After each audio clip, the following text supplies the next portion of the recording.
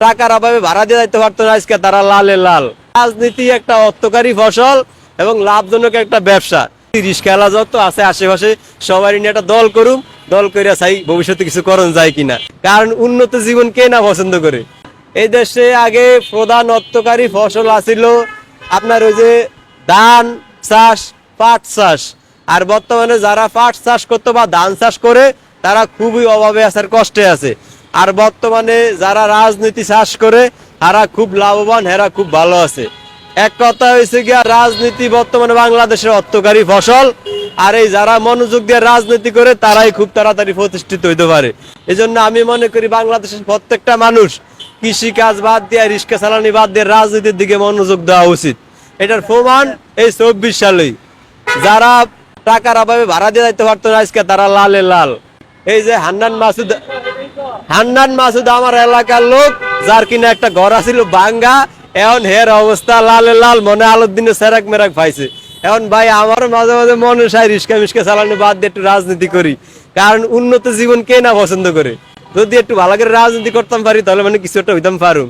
কারণ আমার তো না মাথা খারাপ হওয়ার লোক দেখছি বড় বড় রাজনীতিবিদ হয়ে গেছে। এখন এই দেশ রাজনীতি একটা অর্থকারী ফসল এবং লাভজনক একটা ব্যবসা।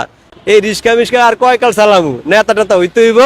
এখন আমার আশা একটাই, মনে হয় এগুলো বাদ দিয়া কোন একটা দল প্রতিষ্ঠিত করিয়া রাজনীতির দিকে মনোযোগ দিতে হইব। কারণ এই আওয়ামী লীগ সরকার যাওয়ার পরে মনে 40টা দল জন্ম হয়েছে নতুন করিয়া। আমরা আরো 2-1টা দল করি না, কারণ রিক্সাওয়ালা এই দেশের সংখ্যা কিন্তু কম না, যথেষ্ট আছে রিক্সাওয়ালা। কারণ আমরাও যদি একটা দল করতাম পারি তাহলে মনে আমরাও সাফল্যের চূড়ান্ত শিখরে মনে পৌঁছতাম পারুম। এই আজিউন কি আর এই বাংলাদেশি ধাও একটু নিয়ে অস্ট্রেলিয়া সিঙ্গাপুর যাইতে মন চায় মাঝে মাঝে, বুঝছেন? বিদেশ বাড়ি গাড়ি করতাম মন চায়, একটু বিমান টিমান দিয়া চলতে হতো একটু মন চায়, বুঝেন না? স্টাইলিশ জীবন কে না পছন্দ করে। এইসব জীবন আর ভালো লাগে না, আমার মনে হয় একটা উন্নত জীবন। এই জন্য চিন্তা করছি রিক্সাওয়ালা যত আছে আশেপাশে সবারই নিয়ে একটা দল করুম, দল করিয়া চাই ভবিষ্যতে কিছু করণ যায় কিনা। কারণ এই দেশ যে কিছু কিছু নেতা আছে দল করছে, এগো পিছিয়ে মানুষ 15 জনও নাই। এগো কথা হেডলাইনে থাকে, টিভির প্রথম লাইনে থাকে। আমরা তো রিক্সাওয়ালার সংখ্যা একেবারে কম না, যথেষ্ট আছি। ম্যাক্সিমাম তো এই যে রিক্সাওয়ালা 30 লাখ আছে ঢাকা শহর। না আমরা একটা যদি দল করি তাহলে কি ফোকাস হবো না? আমরা সবাই একটু দোয়া করি না, আমরাও কিছু হইতাম চাই। ক্ষমতায় আসার পরে নিজেকেও সংস্কার হয়েছে কিছু। কি সংস্কার?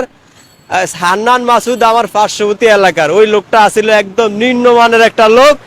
আর বর্তমানে উনি 1.5 কোটি টাকার গাড়ির সরে উনি পার্সোনালি অনেক উন্নত হয়ে গেছে।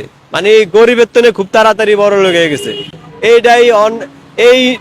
এইটা দেখা বর্তমান শিক্ষিত সমাজ, যারা এই যে শিক্ষিত ছেলে বা ভার্সিটিতে পড়ালেখা করে, তাকে পড়ালেখার প্রতি মূল আপনার কোনো আগ্রহ জন্মায় না। শুধু আগ্রহ জন্মায় যে আমি নেতা হইতে হইব, কারণ নেতা হইলেই খুব তাড়াতাড়ি পরিবর্তন হওয়া যায়।